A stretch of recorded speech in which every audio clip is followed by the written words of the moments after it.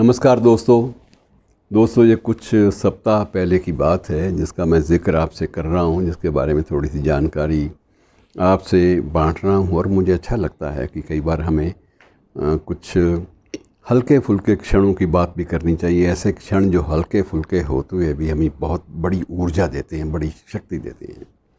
मित्रों, यह किस्सा है कि दिल्ली की एक सड़क पर डीटीसी का एक ड्राइवर अपनी बस चला रहा है और उसके बगल में बाईं तरफ उसका मोबाइल फ़ोन भी रखा है। यद्यपि मोबाइल फ़ोन का प्रयोग वो नहीं करता, लेकिन बीच में एक कॉल जब देखता है कि बेटी की है तो उसको चिंता भी होती है कि सुख हो, घर से कॉल आई है, बेटी कॉल कर रही है। बस को उसने धीमे किया, फिर एक साइड पे लगाया और फ़ोन उठाया कि बोलो बेटी।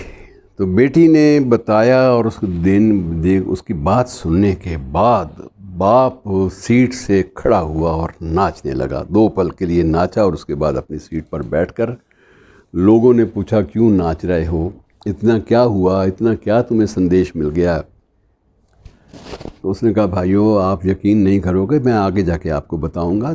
थोड़ा सा आगे जाके उसने चौराहे पर एक दुकान के सामने बस रोक दी और वहाँ से फटाफट जल्दी कुछ मिठाई लेकर आया और सारी सवारियों में मिठाई बांटी। और उसके बाद बताया कि मेरी बेटी प्रीति, जिस पर मुझे रत्ती भर भरोसा नहीं था कुछ कर पाएगी, वो आईएएस में पास हो गई और सिलेक्ट हो गई है, उसका चयन भी हो गया है और अब वो अधिकारी बनेगी। हो सकता है कि मेरे विभाग की अधिकारी बन जाए, मुझे उसको नमस्कार भी करना पड़ेगा और मुझे बड़ा गर्व होगा जब मैं अपनी बेटी को सैल्यूट करूँगा। तो मित्रों, ये कहानी एक बस ड्राइवर की बेटी की है, प्रीति हुडा।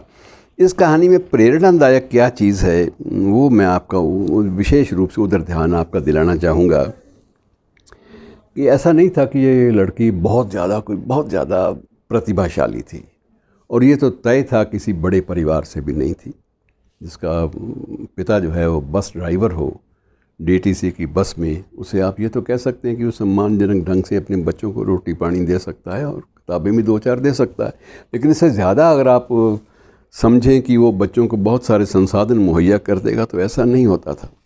बच्चे का नाम है प्रीति हुडा और ड्राइवर महोदय जो हैं वो इस बात के लिए बड़े प्रसन्न हैं कि उनकी बेटी ने आज तक उनकी जितनी भी शिकायतें थी सबको दूर कर दिया। बेटी ने ज़िंदगी को बाद में उसके बहुत सारे साक्षात्कार भी आए। उसने बताया कि मैंने कभी एक छात्रा के रूप में और एक प्रतिद्वंदी के रूप में मैंने कभी भी जीवन को इतनी गंभीरता से नहीं लिया कि गंभीरता सारी की सारी मेरे जहन पे, मेरे मस्तिष्क पर सवार हो जाए। मैंने हर चीज़ को बड़े आराम से लिया है और आराम से लेने का सबसे बड़ा लाभ मुझे ये हुआ कि मैंने तनाव मुक्त ज़िंदगी बिताई। मुझे 99% नंबर लेने की मैं उस दौड़ में थी ही नहीं शुरू से ही। और जब मैं मैट्रिक मैंने पास की, 10वीं पास की, तो मेरे 87% नंबर आए और जब 12वीं +2 किया तो 77% नंबर आए। तो ये एक एवरेज औसतन सभी छात्रों के आ जाते हैं। लेकिन मैंने लक्ष्मीबाई कॉलेज में जब दाखिला लिया तो एक संकल्प कर लिया कि आगे पढ़ना है तो अपनी भाषा में पढ़ूँ और उसने हिंदी ऑप्शन रखी, इसलिए कि जिस भाषा में मुझे ज़्यादा ज्ञान मिल सके, मैं आसानी से पा सकूं, मैं क्यों ना उस भाषा को अपने माध्यम के रूप में चुना मैंने और मैं पास हो गई।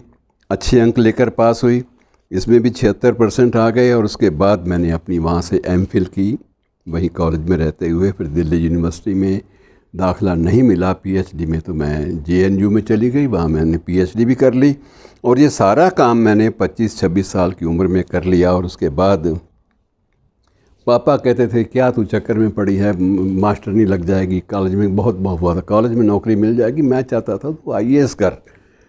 कहती ये भी सनक थी कि बापू कह रहा है, बापू की उम्मीद है तो करूँगी। और मैंने बड़ी गंभीरता से उसका अध्ययन शुरू किया, लेकिन अपने काम को, अपने अध्ययन के घंटों को बांट लिया कि ये घंटे मैं खेलों में ज़रूर बिताऊंगी, इतने घंटे टीवी ज़रूर देखूंगी, ये सीरियल भी देखूंगी और इतने पल मैं नाचूंगी भी और इतने पल मैं अपनी एक्सरसाइज भी घर में करूंगी, घर में जो रखा हुआ थोड़ा बहुत सामान उसको लेके भी करूंगी।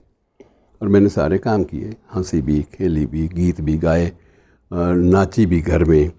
और पागलों की तरह मैंने ये नहीं किया कि आधी रात तक पढ़ती रहूं और सुबह मुझे नींद ही ना खुले। मैंने कभी ऐसा नहीं सोचा, हो गया तो हो गया, नहीं हुआ तो ना सही।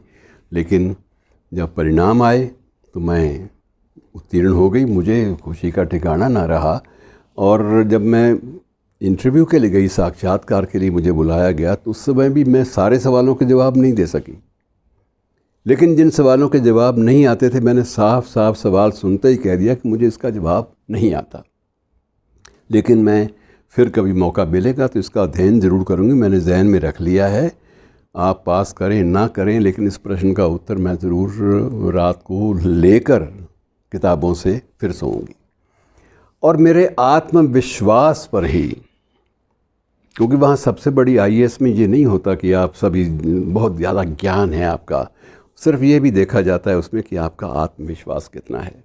मेरा आत्मविश्वास, मेरी जो साफ दृष्टि थी चीज़ों को निर्णायक चरण में लेने की और बयान कर पाने की स्थिति से, सभी साक्षात्कार लेने वाले बड़े प्रसन्न थे। और उसने एक ने तो ये फतवा मेरे सामने ही दे दिया कि हमें आईएएस में ऐसे ही लोग चाहिए जिनको अपने आप पर विश्वास हो, जो स्थिति का विश्लेषण ठीक ढंग से कर सकें, जहां भूल हो उसको स्वीकार करें, उसको सुधारने का संकल्प लें और कुछ अच्छे फैसले कर पाएँ।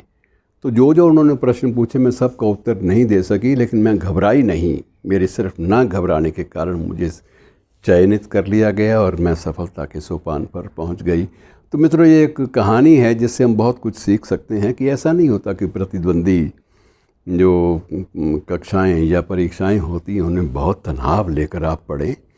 ज़िंदगी तनाव झेलने के लिए और तनाव का सामना करने के लिए भी होती है। इसलिए मित्रों, जहाँ तक हो सके अपनी संतानों को, अपने आसपास के परिवेश के युवाओं को भी ये बात समझाइए कि इतना ज़्यादा दीवाने मत बनो, इतना ज़्यादा पागल मत बनो, डूबो मत।